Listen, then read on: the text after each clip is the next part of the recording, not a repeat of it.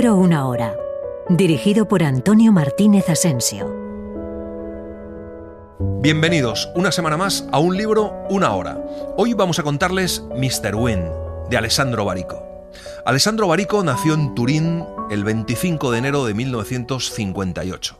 Es un novelista italiano que también tiene una vertiente como ensayista muy interesante. Tal vez su tema esencial en todas sus novelas sea el de perseguir los sueños. A mí me parece que tiene una sensibilidad extraordinaria. Es el autor de Seda, de Océano Mar, de City, la maravillosa Homero Ilíada, Emmaus o La esposa joven. Como ensayista yo destacaría Los bárbaros y The Game. Mr. Wynne es la historia de una búsqueda y de un hallazgo. La razón por la que escribimos y, lo que es más importante, por qué nos gusta leer. Vamos allá. Mientras caminaba por Regent's Park, a lo largo de un paseo que de entre muchos elegía siempre, Jasper Wynne tuvo de pronto la límpida sensación de que todo lo que hacía cada día para ganarse la vida había dejado de ser adecuado para él. Ya le había asaltado en otras ocasiones este pensamiento, pero nunca con semejante nitidez y tanta gracia. Así que lo primero que hace al llegar a casa es escribir un artículo para El Guardian con una lista de 52 cosas que se compromete a no volver a hacer nunca más. La última es escribir libros. En ese momento es un escritor bastante de moda en Inglaterra y discretamente conocido en el extranjero, pero su brillante carrera acaba de terminar. Jasper Wynne pasó los primeros días caminando por las calles de la ciudad de un modo prolongado y obsesivo, con la deliciosa convicción de que se había vuelto invisible. Como quiera que había dejado de escribir, en lo más profundo de su corazón había dejado de ser un personaje público. No había razón para que la gente se fijara en él, ahora que volvía a ser una persona cualquiera.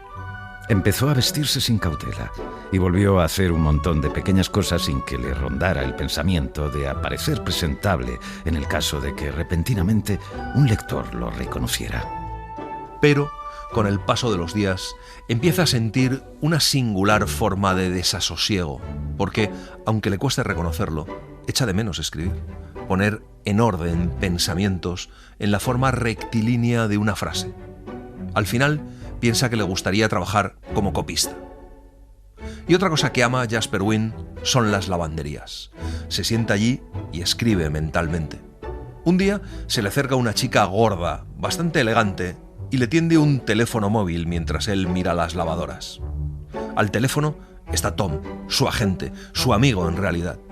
Desde que ha salido el artículo, Tom intenta convencerle para que siga escribiendo, pero lo primero que le pregunta Jasper es ¿quién es esa chica tan elegante? Se llama Rebecca. Jasper le dice a Tom que le va a echar de menos y luego cuelga y le vuelve a dar el teléfono a Rebecca, que se marcha, caminando de esa forma un tanto naval que tienen los gordos de caminar.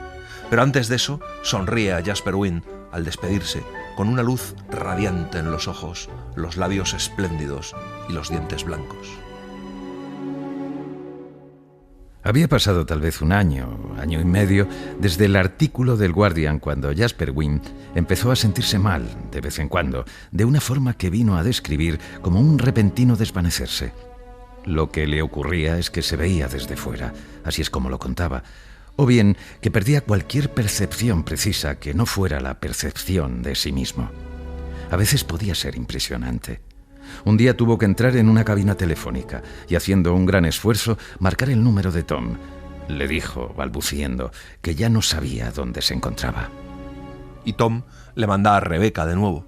Se siente inmediatamente mejor en cuanto sube al coche de la chica gorda. Ella le sonríe con aquella hermosa sonrisa suya. Y a partir de entonces, Jasper Wynne se dedica a vivir lentamente, concentrándose en cada gesto particular.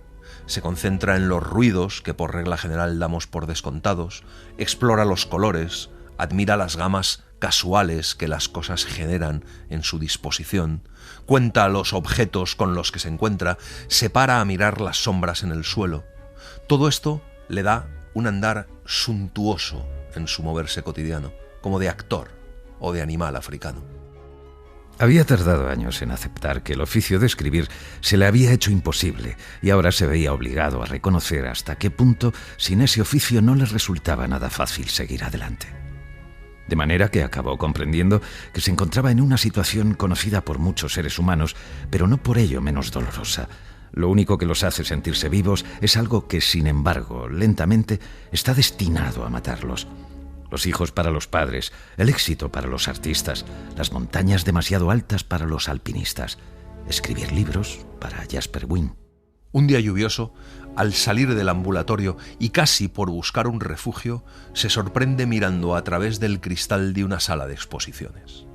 El cuadro expuesto en el escaparate es un retrato. Entonces entra. Son todo cuadros grandes. Siempre hay una persona, desnuda, y poco más alrededor. Una habitación vacía, un pasillo tal vez. Personas normales, cuerpos ordinarios. La idea de la novela surgió así en realidad, en una exposición, como cuenta Barico. Afuera llovía y tuve que meterme allí para refugiarme, pero no me gustó lo que vi y empecé a pensar en el privilegio que supone tener a alguien delante de ti para hacerle un retrato. Es una especie de liturgia, de ceremonia. Simplemente se trata de mirar a esa persona e intentar captar la verdad que hay en ella. Me planteé qué pasaría si tratara de hacer lo mismo a través de la escritura. ¿Cómo sería escribir un retrato? Si sería posible hacerlo. La escritura está llena de libertad, de energía. Es un oficio muy poderoso. Jasper Wheen se pone a hojear un catálogo de la exposición. En el apéndice hay unas fotos hechas mientras el pintor trabaja en su estudio. En una de ellas, el pintor permanece plácidamente en una butaca, vuelto hacia una ventana mirando al exterior. A pocos metros de él, una modelo desnuda está echada en un sofá.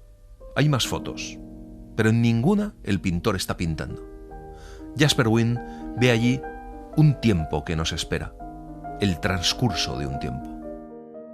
Jasper Wheen estaba comprendiendo algo particular que iba a cambiar el curso de sus días. Volvió a mirar la foto en el catálogo, luego de nuevo la pared. Era evidente que algo había pasado entre la foto y el cuadro, algo así como una peregrinación. Jasper Wheen pensó que debió de requerir un montón de tiempo, un determinado exilio, así como la disolución de muchas resistencias. No pensó en ningún truco técnico, ni tampoco le pareció importante la eventual maestría del pintor. Solo se le pasó por la cabeza que un obrar paciente se había propuesto una meta, y al final lo que había conseguido obtener era llevar de regreso a casa a aquel hombre con bigote. Le parecía un gesto muy hermoso. Un par de semanas después de aquella mañana en el local de la galerista, Jasper Wheen telefonea a Tom para decirle que va a hacer retratos. Tom le contesta que no sabe dibujar, y Jasper le dice que la idea es escribirlos. Tom no es solo su agente, es el hombre que 12 años antes le había descubierto. Iban al mismo pub por aquel entonces y en cierta ocasión se quedaron hasta el cierre hablando de lo que habría escrito Hemingway si no se hubiera disparado con una escopeta a la edad de 62 años. Todo empezó a partir de ese momento. Tom le pide que le explique mejor lo de los retratos y Jasper no lo consigue, así que le dice que se tratará de llevar de regreso a casa a esa gente. Jasper Wheen se había imaginado que la gente se llevaría a su casa esas páginas escritas y que se las guardaría en un cajón o las colocaría sobre una mesa baja.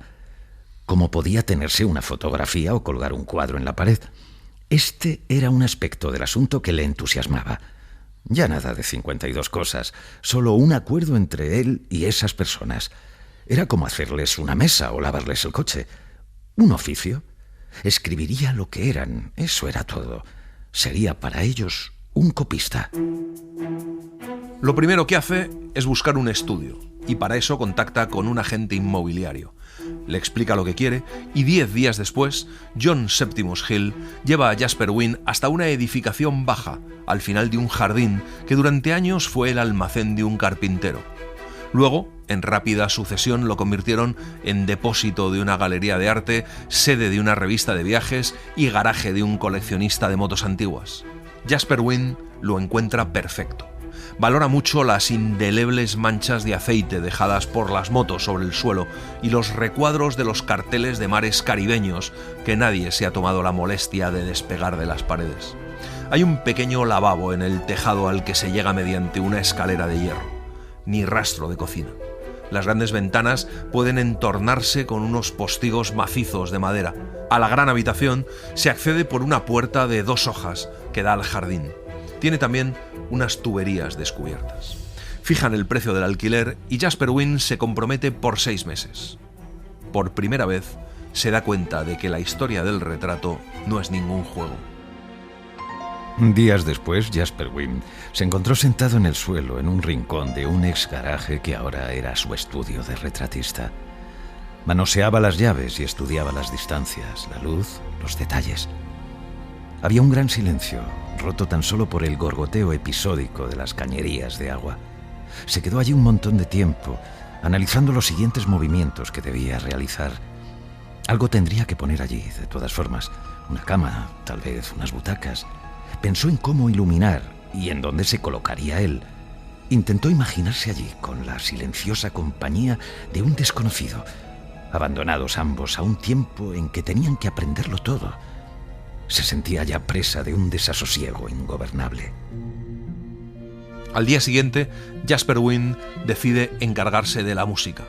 Ha llegado a la conclusión de que tiene que forrarse aquella habitación con alguna forma de sonido. Y entonces se acuerda de una composición de David Barber para clarinete, ventilador y tuberías. Y le llama, y se va a verle, y le pide lo que quiere. Un loop larguísimo y apenas perceptible que forre tan solo el silencio, amortiguándolo. Un fondo sonoro que sea capaz de cambiar como la luz durante el día y, por tanto, de una manera imperceptible y continua. Sobre todo, elegante. Eso es muy importante. Y que no haya ni asomo de ritmo, sino tan solo un devenir que suspenda el tiempo y simplemente rellene el vacío de un transcurrir carente de coordenadas. Algo inmóvil, como un rostro que envejece. Un mes después, David Barber se presentó para instalar el sistema de distribución y luego le dejó a Jasper Wheen un disco duro. «Disfrútalo, son 62 horas, me ha quedado un poco largo. No me salía el final». Esa noche Jasper Wheen se echó en el suelo, en su estudio de copista, y puso en marcha el loop. Empezaba con algo que parecía un ruido de hojas y proseguía moviéndose imperceptiblemente y encontrando como por casualidad sonidos de toda clase.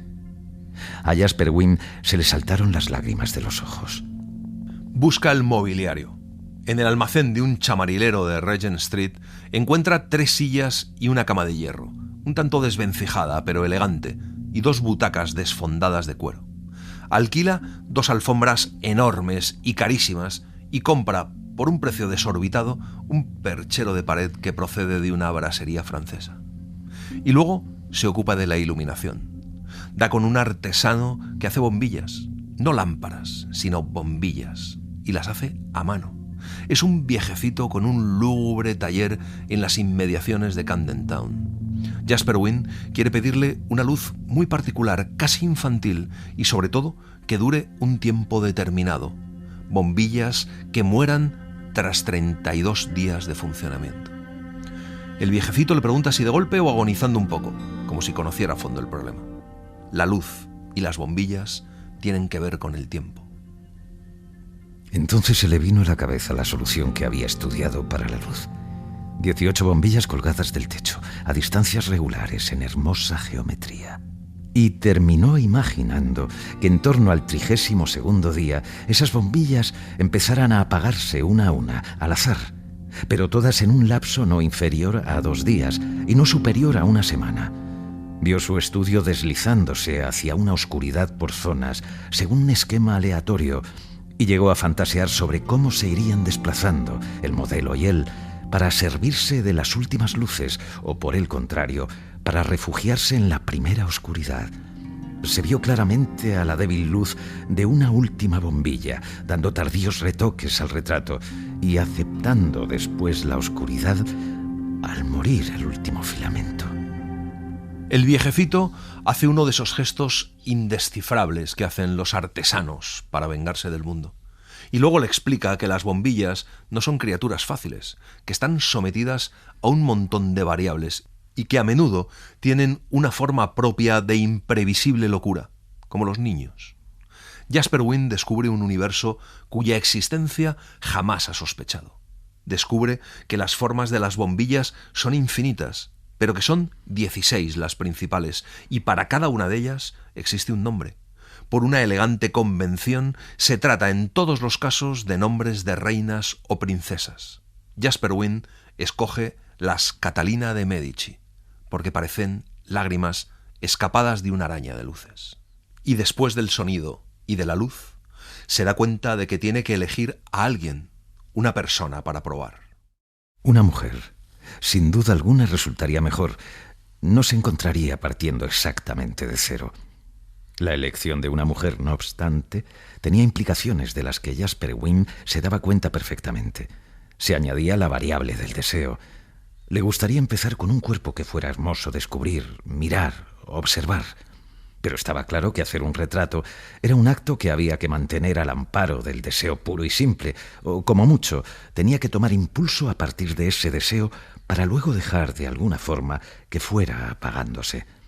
Lo de hacer un retrato tenía que ser una cuestión de intimidades distantes. En consecuencia, una belleza excesiva estaría fuera de lugar. Demasiado poca, por otra parte, sería una aflicción inútil. Lo que buscaba Jasper Wynne era una mujer a la que resultara bello mirar, pero no tanto que acabara uno deseándola. Jasper Wynne piensa que la persona perfecta es Rebecca, así que llama a Tom y le pide permiso para contar con ella durante un mes. Y luego queda con ella en un hotel. Se sientan en una mesa tranquila, pegada a una ventana que da a la calle, y empiezan a hablar de lugares comunes. Luego Jasper Wynne piensa que puede intentarlo y empieza preguntándole si se fía de él, si cree que él nunca la pondría en situaciones, digamos, desagradables. Y cuando ella afirma, él le dice que le quiere pedir algo un poco raro. Y le cuenta que ha decidido dedicarse a escribir retratos y que quiere que ella pose para el primero. He alquilado un estudio, una gran habitación, enorme, tranquila. He colocado una cama, 2 butacas, poco más. Madera en el suelo, paredes viejas, un buen sitio. Lo que querría es que viniera usted allí 4 horas al día durante unos 30 días, de las 4 de la tarde a las 8 de la noche, sin saltarse nunca un día, ni siquiera los domingos. Me gustaría que llegara puntual y que pasara lo que pasara, permaneciera allí durante 4 horas posando, que para mí significa simplemente dejarse mirar. No tendrá que permanecer en una postura elegida por mí, sino solo estar en esa habitación, donde le venga en gana, caminando o quedándose echada, sentándose donde le parezca. No tendrá nunca que contestar a preguntas ni que hablar, ni tampoco voy a pedirle que haga nunca nada en particular. Pero, eso sí, le dice que le gustaría que ella posara desnuda, y que eso es una condición imprescindible para el éxito del retrato.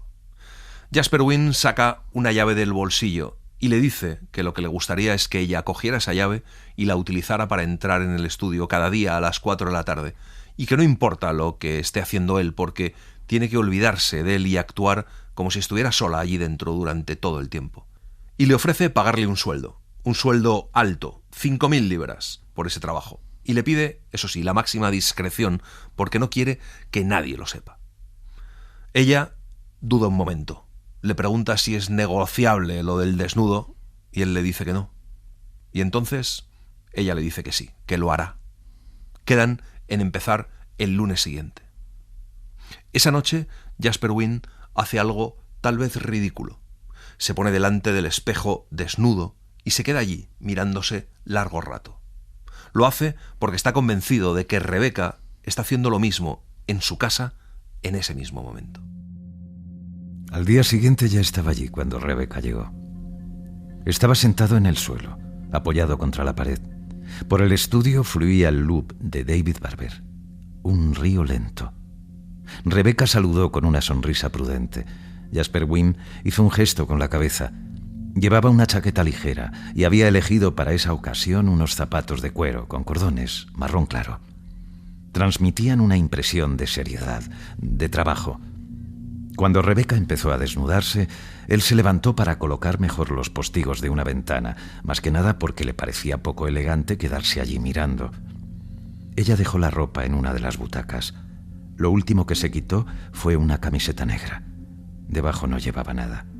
Se fue a la cama a sentarse, muy blanca de piel, un tatuaje en la base de la espalda. Casi de inmediato pierde la noción del tiempo y le resulta natural el gesto simple de observar. Cada tanto baja la mirada, como quien vuelve a subir a la superficie a respirar. Durante mucho rato, Rebecca permanece sentada en la cama. Luego la ve levantarse e ir midiendo con lentitud la habitación, con pequeños pasos. Vuelve hacia la cama, se echa de espaldas, con la nuca apoyada sobre la almohada, con los ojos abiertos.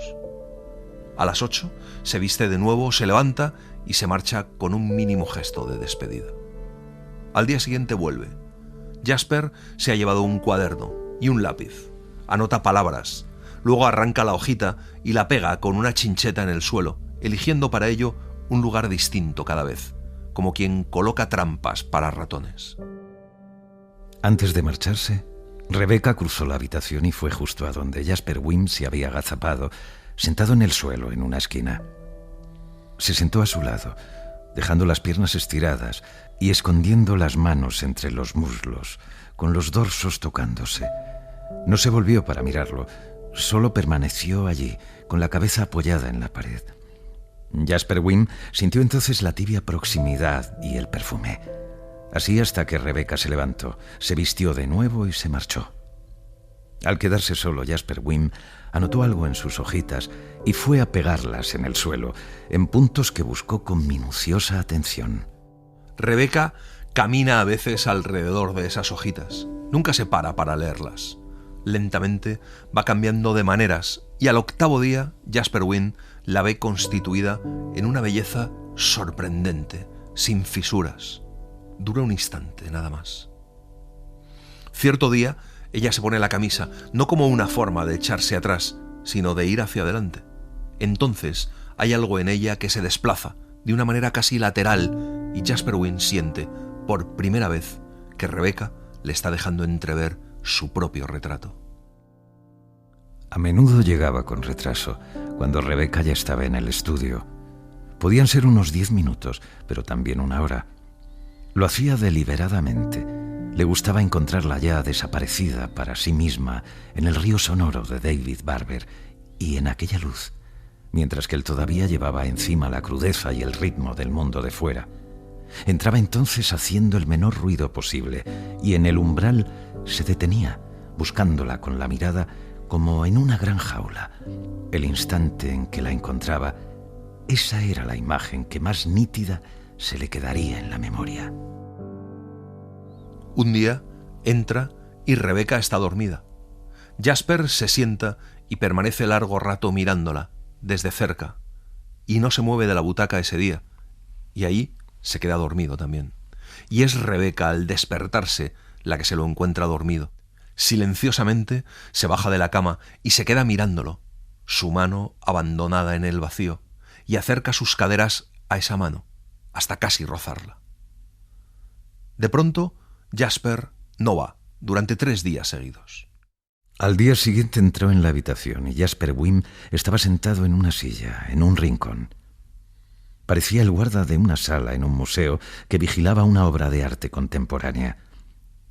Instintivamente Rebecca se puso rígida. Miró inquisitivamente a Jasper Wynne. Él se limitó a mirarla. Entonces ella, por primera vez desde que todo empezara, habló. «Hace 3 días que no viene», dijo. Luego reparó en el otro hombre. Estaba de pie, apoyado en la pared, en un rincón. 2 hombres. Había otro más sentado en el primer peldaño de la escalera que llevaba al baño. Rebecca levantó el tono de voz y dijo que eso no estaba entre lo acordado, pero sin clarificar a qué se estaba refiriendo. Se sienta en la cama vestida y se queda allí un buen rato. Suena la música de David Barber. Se desnuda con gestos secos. Se levanta y empieza a caminar por la habitación, lejos de Jasper Wynne, pero junto a los otros 2 hombres, sin mirarlos, y con sus pasos va pisando las hojitas de Jasper Wynne, primero solo pasando por encima de ellas, luego aplastándolas de verdad con la planta de los pies. Cuando le parece que ha terminado, sea lo que haya empezado, vuelve a echarse en la cama y hunde la cabeza en la almohada, cerrando los ojos. Ya no siente rabia e incluso se sorprende al notar que le entra una especie de calma. Nada se movía a su alrededor, pero en un momento dado algo se movió. unos pasos, y luego el ruido seco de una silla, tal vez varias sillas, que eran colocadas junto a la cama. No abrió los ojos, no necesitaba saber. Se dejó hundir en una muda oscuridad, y esa oscuridad era ella misma. Podía hacerlo y sin miedo y con facilidad, porque alguien estaba mirándola. Se percató de inmediato. Por alguna razón que no era capaz de comprender, por fin estaba sola, de una manera perfecta, sola como uno nunca lo está, o escasas veces pensó, en algún abrazo de amor. Al día siguiente, las hojitas están de nuevo en su sitio, sin una arruga. Jasper Wynne está sentado en el suelo, con la espalda apoyada en la pared. Rebecca se quita la ropa y le dice que ha decidido una cosa.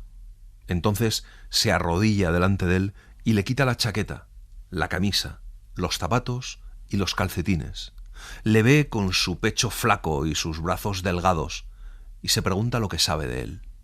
Se acuerda de Tom por primera vez, cuando le envió a la lavandería con aquel teléfono móvil. Le contó lo especial que es Jasper y le dijo que hay por lo menos 2 libros de Jasper Wynne circulando por el mundo, pero no con su nombre. Se acuerda muy bien de aquel hombre, sentado entre las lavadoras, elegante, con las manos olvidadas sobre las rodillas. Le pareció una especie de divinidad. A partir de ese día, Jasper Wynne trabaja vestido solamente con un par de viejos pantalones de mecánico que le dan un aire de pintor loco. Y una tarde, una bombilla se apaga, sin titubeos y silenciosa como un recuerdo. Rebecca siente una punzada de angustia. Jasper Wynne mira a la bombilla apagada y empieza a pasear por el estudio, interesado en las hojitas que ha clavado en el suelo y que nunca ha vuelto a mirar. Recoge algunas. Cuando se apaga la segunda bombilla, ambos se vuelven para mirarla, un instante. Jasper Wynne baja el volumen del loop de David Barber, como buscando una simetría milimétrica. La última se apaga el 36º día de aquel extraño experimento. A la luz de las 2 últimas bombillas, el estudio era ya un saco negro, mantenido con vida por 2 pupilas de luz. Cuando solo quedó una, era un susurro.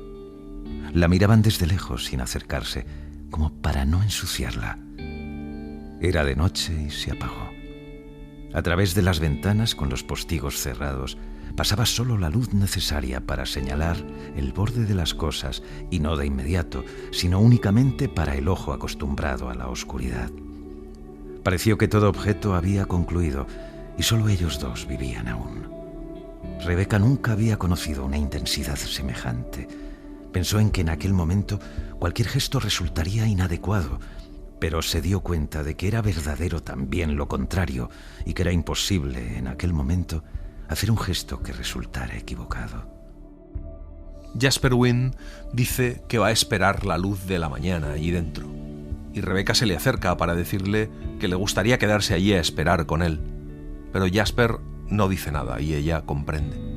Vuelve a vestirse lentamente por última vez, y cuando está delante de la puerta le dice de que está segura de que tendría que decir algo especial, pero que no se le ocurre nada. Jasper Wynne sonríe. Es un fenómeno que conoce muy bien. Se despiden estrechándose la mano y la cosa les parece a ambos de una exactitud y una idiotez memorables. Jasper Wynne empleó 5 días en escribir el retrato. Lo hizo en casa, en el ordenador, saliendo de vez en cuando para caminar o para comer algo. Trabajaba mientras escuchaba repetidas veces discos de Frank Sinatra. Cuando pensó que había terminado, copió el documento en un CD y lo llevó a un impresor. Eligió hojas cuadradas de un papel perjurado de bastante gramaje y una tinta azul marino que lindaba con el negro. Decidió una maquetación que fuera suficientemente airosa sin llegar a ser fútil. Para la fuente se inclinó, tras una larga reflexión, por un tipo que imitaba a la perfección las letras que antaño salían de las máquinas de escribir. En la redonda de la O había incluso un apunte a la rebaba de la tinta. No quiso ninguna clase de encuadernación. Pidió que le dieran 2 copias. Luego busca un papel de seda adecuado y una carpeta con gomas elásticas, que no parece mucho una carpeta. Y entonces vuelve a verse con Rebecca. Ella llega tarde y con un libro de Clarice Rod, por el que Jasper Wynne se interesa. Le da la carpeta y le pide por favor que lea su retrato delante de él. Rebecca coge la carpeta, Cuenta las hojas, pasa los dedos por la primera y parece estar disfrutando de la trama del papel. Le pregunta si se lo ha dejado leer a alguien más, y Jasper contesta que no. Como señala Guillermo Busuttil, Mr. Wynne engarza la literatura con sus resortes y su magia. Barico explora, reflexiona y se divierte con la esencia de la escritura. Le descubre al lector que escribir es la mirada. Muchos autores dicen que el arranque es una imagen en su cabeza. Otros se decantan por una palabra espontánea que estalla en un eco del que no pueden librarse. Y algunos defienden que se trata de una noticia breve, que encierra una poderosa historia que va más allá. Pero lo cierto es que los escritores miran y escuchan todo lo que acontece a su alrededor, que se mueven entre la gente, las cosas y el bullicio cotidiano, igual que ladrones de guante blanco, como cazadores silenciosos que no dejan víctimas. Mr. Wynne habla de la mirada que escribe, de la mirada que traza un retrato de retratos que exploran el hallazgo íntimo y la desaparición absoluta. Rebecca leyó despacio, con una sosegada concentración que Jasper Wynne valoró. Una única expresión en su rostro durante todo el tiempo, justo el esbozo de una sonrisa inmóvil. Cuando acababa una página, la deslizaba debajo de las otras, pero titubeando un instante mientras leía ya las primeras líneas de la página siguiente. Cuando llegó al final, se quedó un rato allí, con el retrato en la mano, la mirada puesta en el parque. Sin decir nada volvió sobre las páginas y empezó a recorrerlas, deteniéndose aquí y allá, releyéndolas. De tanto en tanto apretaba los labios, como si algo la hubiera herido o rozado. Reordenó las hojas al final y volvió a meterlas en la carpeta. La cerró con las gomas. La mantuvo sobre las rodillas. ¿Cómo lo hace?, preguntó. Tenía los ojos brillantes. Se quedan un buen rato sentados en el banco y entonces Jasper Wynne le dice que va a necesitar ayuda para sacar adelante el proyecto y ha pensado que nadie mejor que ella podría hacerlo. Lo que Jasper necesita es solucionar todas las cosas de orden práctico, desde buscar a los clientes, a cobrarles, entregarles el trabajo y organizarlo todo. 3 semanas después, en algunas revistas cuidadosamente elegidas por Rebecca, aparece un anuncio que tras numerosísimos intentos y discusiones se resuelve en 3 límpidas palabras: escritor realiza retratos. Y como el mundo es extraño, el anuncio funciona. El primer retrato, Jasper Wynne, se lo hizo a un hombre de 63 años que había vendido relojes de anticuario toda su vida. Se había casado 3 veces y la última había tenido la buena idea de hacerlo con su primera esposa. Vivía en Brighton, tenía 3 hijos, caminaba todo el tiempo por el estudio y ni una sola vez durante los 34 días de permanencia en la nube sonora de David Barber utilizó la cama. Cuando estaba cansado, se arrellanaba en la butaca. La última bombilla se apagó estando él echado por el suelo y en la oscuridad Jasper Wynne, con cierta contrariedad, le oyó llorar de una forma muy digna, pero sin pudor. Mr. Trowley recibió su retrato a cambio de 15.000 libras. Al día siguiente le envió una carta dándole las gracias y declarándose plenamente satisfecho. La última línea decía: «No soy capaz de no pensar que si todo esto hubiera acaecido hace muchos años, hoy yo sería un hombre distinto y en muchos aspectos mejor». El segundo retrato se lo hace a una mujer de 40 años, soltera, que tras haber estudiado arquitectura ahora se divierte trabajando en importación y exportación con la India. Le gusta mucho estar desnuda y dejarse mirar. La última bombilla se apaga mientras ella la observa, hipnotizada. En la oscuridad, Jasper Wynne la oye reír nerviosamente. El tercer retrato se lo hace a una mujer que está a punto de cumplir 50 años y que le ha pedido a su marido un regalo capaz de asombrarla. El primer día se muestra escéptica y no quiere desnudarse por completo, pero con el tiempo le llega a gustar demorarse delante de las ventanas sin taparse. La última bombilla se apaga mientras ella camina, lenta, cantando en voz baja. Ella solo le pide que la ayude a vestirse. El cuarto retrato se hace a un joven de 32 años que tras haber estudiado economía con espléndidos resultados se ha quedado clavado a 5 asignaturas del final y ahora ejerce de pintor con cierto éxito. Pero un día, mientras está haciendo ese cuarto retrato, alguien llama a la puerta. Un muchacho veinteañero le tiende un teléfono móvil. Slotty, la mujer de Tom, le dice que Tom está en el hospital y que vaya corriendo para allá. En la habitación, Tom Bruce Shepherd está postrado entre catéteres y máquinas, como encogido debajo de las sábanas y mantas de un color inexistente. Color hospital. Jasper Wynne acercó una silla a la cama y se sentó. Tom abrió los ojos. ¡Qué asco!, dijo, aunque en voz baja. Tenía los labios secos y ninguna luz en su mirada. Pero luego se volvió un poco y reconoció a Jasper Wynne, y entonces fue distinto. En voz baja y lentamente se pusieron a hablar. Tom quería explicar algo que le había pasado. El corazón en algún sitio. Algo complicado. Van a intentar una intervención dentro de 2 días, dijo. Aunque intentar no es gran cosa como verbo, señaló. Tom le dice que hay una razón especial por la que le ha llamado. Le pide que le haga un retrato. Jasper Wynne le dice que eso no es posible porque no es un juego de magia, sino que más bien es como escalar una montaña. No es algo que pueda hacer allí en 2 días. Entonces Tom le aprieta la mano con fuerza y le recuerda que una vez le dijo que realizar el retrato de alguien es una manera de llevarlo de regreso a casa. Jasper le dice que sí, y entonces Tom se aclara la garganta y le pide que le lleve de regreso a casa, que no le queda mucho tiempo y necesita regresar. Así durante 2 días y 2 noches, Jasper Wynne permaneció en el hospital casi sin dormir, porque tenía que hacerle un retrato al único amigo que le quedaba en esta vida. Se había colocado en un rincón, en una silla, y veía pasar a médicos y enfermeras sin verlos. Resistía a base de cafés y sándwich. De vez en cuando iba a estirar las piernas por el pasillo. Llegaba Lottie y no se atrevía a decir nada. En su cama, Tom parecía empequeñecer a cada hora que pasaba, y el silencio en el que sobrevivía era parecido a una desaparición misteriosa. De vez en cuando se volvía hacia el rincón en el que esperaba ver a Jasper Wynne y siempre parecía aliviarlo el hecho de no encontrarlo vacío.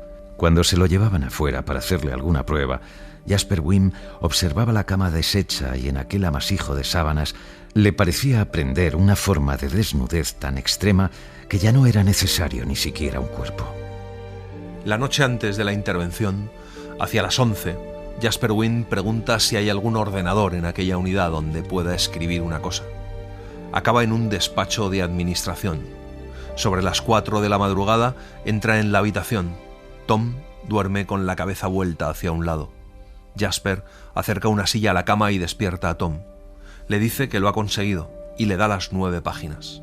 Tom coge las hojas y les echa un vistazo y le pide a Jasper que se las lea. Jasper intenta hacerlo muy bien, despacio. De vez en cuando, Tom se ríe a carcajadas. La última página, Jasper Wynne la lee todavía más despacio. Cuando termina, Tom saca un brazo de debajo de las mantas y apoya una mano sobre la cabeza de su amigo, en la nuca. Luego lo estrecha contra él. Jasper Wynne se va cuando Tom ya está dormido. Tiene una mano sobre las páginas del retrato. Parece la mano de un niño. Rebecca estaba en la oficina cuando llegó la noticia de que Tom no lo había superado. Se levantó y, sin coger siquiera sus cosas, bajó a la calle. Caminó con rapidez, como no lo hacía nunca, segura de cuál era el camino que tenía que recorrer, ignorando cuanto había a su alrededor. Llegó a la casa de Jasper Wynne y se pegó al timbre. Tenía tanta firmeza su deseo de que aquella puerta se abriera, que la puerta, al final, se abrió. Rebecca no dijo nada, pero se echó a los brazos de Jasper Wynne, el único sitio en el mundo en el que, según había decidido, sería justo llorar y no dejar de hacerlo durante horas. Como suele suceder, tardaron un tiempo en acordarse de que cuando alguien muere, a los demás les corresponde vivir también por ellos, y no hay nada más que resulte adecuado.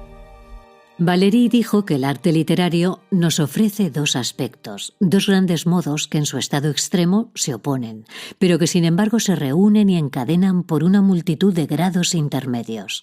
Existe la prosa y existe el verso, que considerados en sus estados extremos podría llevarnos a decir que el lenguaje tiene por límites la música por un lado, el álgebra por el otro. Pues bien, toda la trama de Mr. Wynne discurre por los usos de la minuciosidad, de la musicalidad, de la precisión y de la perfección, con frases tremendamente bien elaboradas, lúcidas, capaces de una reflexión verdaderamente elevada. Nos hallamos ante una novela que nos muestra en qué se convierte una persona cuando es escrita. De manera que el cuarto retrato es el de Tom. Le resulta difícil empezar de nuevo. El quinto retrato está a medias y lo termina. El sexto se lo hace a un actor de 42 años con un cuerpo rarísimo de pájaro y un rostro memorable como tallado en madera. El séptimo a dos jóvenes muy ricos que acaban de casarse y han insistido en posar juntos. El octavo se lo hace a un médico que durante 6 meses al año navega en barcos mercantes por todo el mundo. El noveno a una mujer que quiere olvidarlo todo, excepto a sí misma, y 4 poemas de Verlaine. El décimo a un sastre que ha vestido a la reina. El undécimo a una muchacha. Y ese es el error. Audrey es la hija del hombre del primer retrato. Es una muchacha difícil y su padre está convencido de que una experiencia como esta tal vez pueda ayudarla a encontrar una tregua donde recuperar algo de serenidad. Tiene 19 años. Estaba desnuda, como si fuera un desafío. Su cuerpo tan joven, un arma. Hablaba a menudo, y a pesar de que Jasper Wynne no diera muestras de responderle, y en varias ocasiones se viera obligado a explicarle hasta qué punto cierto grado de silencio era indispensable para el éxito del retrato, ella cada día se ponía a hablar de nuevo. No explicaba nada, no estaba intentando explicar algo. Salmodiaba un odio perenne y una maldad indiscriminada. Era espléndida al hacerlo, en modo alguno una niña y terriblemente animal. Jasper Wynne se acostumbra a considerar que su voz es un detalle de su cuerpo, como una zarpa. No la presta atención, pero parece hasta anular la nube sonora de David Barber. El 12º día empieza a agredirlo, verbalmente. A Jasper Wynne se le hace imposible trabajar, así que deja de presentarse en el estudio. Vuelve al 5º día, casi seguro de que no va a encontrarla, pero allí está. La encuentra por primera vez de una belleza peligrosa. Empieza a trabajar nuevamente, pero con un molesto barullo en la cabeza. Por la noche encima recibe una llamada de Rebecca. Un tabloide habla de sus retratos, de los desnudos. Rebecca le pregunta si va todo bien, y Jasper Wynne se limita a decirle que aquella chiquilla tiene un talento muy especial para la maldad. Poco después aparece en el Guardian un amplio reportaje sobre el tema de los retratos. Rebecca se pone a buscarle, pero Jasper ha desaparecido. No sucedió nada durante 5 días. Luego Rebecca recibió, enviado por Jasper Wynne, un grueso sobre que contenía el retrato de la joven, elaborado con el meticuloso cuidado habitual y una nota de unas pocas líneas. Decía que por un tiempo le resultaría imposible dar señales de vida. Daba por descontado el hecho de que Rebecca lo mantendría todo en orden durante ese tiempo. Se había hecho necesario posponer el siguiente retrato. No estaba seguro de poder volver a trabajar antes de un par de meses. Le daba las gracias y se despedía con un gran abrazo. Aquella noche, Rebecca hace una excepción. Abre el retrato de la muchacha y lo lee. La joven llega por la mañana. Rebecca le da su retrato y ella le dice que Jasper le ha hablado mucho de ella y que decía que era muy infeliz. Y le cuenta que han hecho el amor durante 2 días seguidos en el estudio. Y le cuenta cómo lo han hecho y cómo lo hace él. Luego le pide que le diga a Jasper que siente lo de los periódicos. Rebecca no puede evitar revolverse. Está herida, pero piensa en la condena de todos aquellos que, tan numerosos, no son capaces de tocar sin hacer daño, y siente la sombra de una lejana piedad. Luego le pide la llave, y ella se la devuelve, y renuncia a llevarse el relato. No lo quiere. Extrañamente, antes que en sí misma, pensó en Jasper Wynne, como esa gente que al levantarse tras una caída comprueba que no se hayan roto las gafas o el reloj, las cosas más frágiles. Era difícil comprender hasta qué punto aquella joven lo habría herido. Sin duda, había quebrantado una medida que hasta ese momento Jasper Wynne había adoptado como norma imprescindible de su curioso trabajo. Pero también era posible que tanto cuidado en poner límites y restricciones escondiera el íntimo deseo de llegar más allá de toda regla, aunque fuera una única vez y a cualquier precio, como para llegar hasta el fondo de determinado camino suyo. Una mañana le llega a la oficina un grueso paquete acompañado por una carta y un libro. En el paquete están todos los retratos, cada uno en su carpeta. En la carta, Jasper Wynne le aclara que son las copias y le pide que cierre el estudio y lo liquide todo. Le da las gracias de todo corazón y le dice que ha sido la mejor colaboradora que podría tener, y añade una nota manuscrita. Tal vez tendría que explicarle que la distancia respecto a esa joven era un teorema irresoluble, pero no sabría hacerlo sin quedar en ridículo o sin herirla, quizá. Lo primero no me importaría, pero lo segundo me crearía una infinita desazón. Acepté creer simplemente que no podía hacerse otra cosa. No se preocupe por mí, no me siento contrariado por lo que sucedió y tengo en la cabeza con precisión qué es lo que tengo que hacer ahora. Le deseo toda suerte de felicidad, se la merece. Por siempre agradecido suyo, Jasper Wynne, copista. Además, le adjunta el último libro de Clarissa Roth que acaban de publicar. Rebecca estampa el libro contra la pared.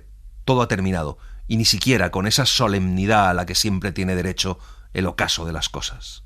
Mr. Wynne también es la constatación de aquella conocida afirmación platónica según la cual lo pensado, ese fruto precioso del diálogo del alma consigo misma, va más allá de la mera formulación oral. Muy por encima de lo efímero, la tarea del escribiente conduce a la tarea del pensar. Como señala Liliana Muñoz, Italo Svevo estaba convencido de que llegaría el momento en que la escritura vendría a suplantar a la horrible vida verdadera, aquella en la que abundan todos esos días que se escapan hasta formar los años. La profecía de Svevo era definitiva. La vida será literaturizada.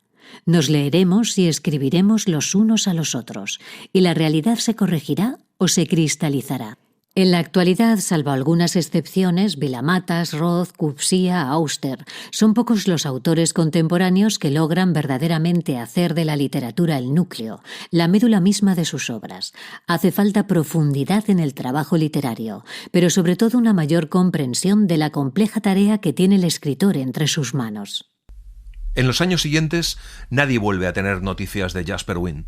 Rebecca reconstruye su vida en el plazo de 4 años, empezando desde cero. Encuentra un trabajo que no guarda relación con los libros, deja a su novio y conoce a un hombre con el que se casa y con el que tiene una niña, Emma. Piensa muy de vez en cuando en Jasper Wynne y siempre con una emoción particular. Son recuerdos tenues, como postales enviadas de una vida anterior. De todos modos, un día, mientras empujaba el carrito con Emma entre los pasillos de una enorme librería londinense, se topó con una oferta especial de libros de bolsillo y encima de la columna vio un libro de Clarissa Roth. De entrada ni siquiera le hizo mucho caso al título, simplemente anotó el hecho de que no lo había leído. Solo al llegar a la caja se dio cuenta de que, en efecto, se trataba del libro que 4 años atrás Jasper Wynne le regalara, el día en que todo terminó. Se acordó de lo que había hecho, sonrió, pagó. Cuando lo lee, se queda de piedra al encontrarse su propio retrato, palabra por palabra, exactamente el retrato que Jasper Wynne le ha hecho años atrás. Primero piensa que Jasper lo ha copiado y se indigna, pero cuando ve la fecha de edición del libro, se da cuenta de que Jasper hizo el retrato por lo menos un año antes. En ese momento, desde lejos, le llega una frase que le dijo Tom sobre que había libros escritos por Jasper Wynne que circulaban por el mundo, pero no con su nombre. Entonces, toda su vida se centra en encontrar esos libros, y para eso sigue la senda de sus retratos que tiene guardados. Se los lee y los busca, y descubre que no solo ha escrito libros firmando como Clarissa Roth, sino que hay otro autor que en realidad es Jasper Wynne, y está segura, porque el libro está dedicado a Catalina de Médicis y al maestro de Camden Town. Y entonces decide llevarle el libro al viejecito de las bombillas, y el viejecito le pregunta cómo hacía, cómo escribía esos retratos Jasper Wynne. Escribía historias, dijo. El viejecito sacudió la cabeza. Las historias no son retratos. Jasper Wynne pensaba que sí. Un día, estando sentados en un parque, me explicó que todos tenemos una determinada idea de nosotros mismos, tal vez apenas esbozada, confiesa, pero al final nos vemos llevados a una determinada idea de nosotros mismos. Y la verdad es que a menudo hacemos coincidir esa idea con un determinado personaje imaginario en el que nos reconocemos. Rebecca le dice que Jasper Wynne le enseñó que no somos personajes, somos historias, y que a veces nos quedamos parados en la idea de ser un personaje, y lo que tendríamos que entender es que nosotros somos toda la historia, no solo ese personaje. Somos el bosque por donde camina, el malo que lo incordia, el barullo que hay alrededor, toda la gente que pasa, el color de las cosas, los ruidos. Y Rebecca le pregunta si alguna vez se ha visto reconocido en una luz determinada, una luz que era exactamente él. Y el viejecito se acuerda de un farolito encendido sobre la puerta de una cabaña años atrás, y le dice que sí. Pues entonces podrá comprenderlo. Una luz es solamente una pizca de una historia. Si existe una luz que es como usted, también habrá un ruido, una esquina en una calle, un hombre que camina, muchos hombres o una mujer sola, cosas por el estilo. No se quede parado en la luz. Piense en todo lo demás. Piense en una historia. Puede comprender que existe en alguna parte y que si la encontrara, ¿ese sería su retrato? El viejecito hizo un gesto de los suyos. Parecía un vago sí. Rebecca sonrió. Jasper Wynne decía que todos somos una página de un libro, pero de un libro que nadie ha escrito nunca y que en vano buscamos en las estanterías de nuestra mente. Me dijo que lo que estaba intentando hacer era escribir ese libro para la gente que iba a verlo. Las páginas justas. Estaba seguro de poder conseguirlo. Y Rebecca le explica que miraba a la gente durante mucho tiempo, hasta que veía en ellos la historia que eran. Dejaba que el tiempo pasara por ellos, llevándose consigo un montón de cosas. Luego encontraba la historia. La historia de una mujer que intentaba salvar a su hijo de una condena a muerte, la historia de 5 astrónomos que solo viven de noche, un fragmento, una escena, eso bastaba. Y la gente, al final, se reconocía en las cosas que ocurrían, en los objetos, en los colores, en el tono, en determinada lentitud, en la luz, y también en los personajes, claro, pero en todos, no solo en uno solo, en todos simultáneamente. Somos un montón de cosas, y todas ellas juntas. Cuando me hizo a mí el retrato, yo lo leí al final. Y había un paisaje. En cierto momento, 4 líneas de un paisaje. Y yo soy ese paisaje, créame. Yo soy toda esa historia. Soy el sonido de esa historia. El ritmo y la atmósfera. Y cada personaje de esa historia. Pero con una exactitud desconcertante soy incluso ese paisaje. Siempre lo he sido. Y lo seré por siempre. El viejecito le sonrió. Estoy seguro de que era un paisaje bellísimo. Lo era, dijo Rebecca. Fue el viejecito al final quien se aproximó a ella para despedirse. Rebecca le estrechó la mano y se dio cuenta de que lo hacía con precaución, como años atrás solía hacer con Jasper Wynne. The fire's gone, the burning flame, the ashes left to cool. Y así les hemos contado Mr. Wynne de Alessandro Barico. Hemos seguido la edición de Anagrama Editorial con traducción de Xavier González Rovira. La semana que viene nos volvemos a encontrar con Sostiene Pereira de Antonio Tabucchi. Gracias por estar ahí y gracias por leer. Un libro, una hora, en la cadena SER. Un programa escrito y dirigido por Antonio Martínez Asensio, con la voz de Eugenio Barona y la participación de Olga Hernán Gómez, realización de Mariano Revilla, edición y montaje de sonido de Pablo Arévalo. We know the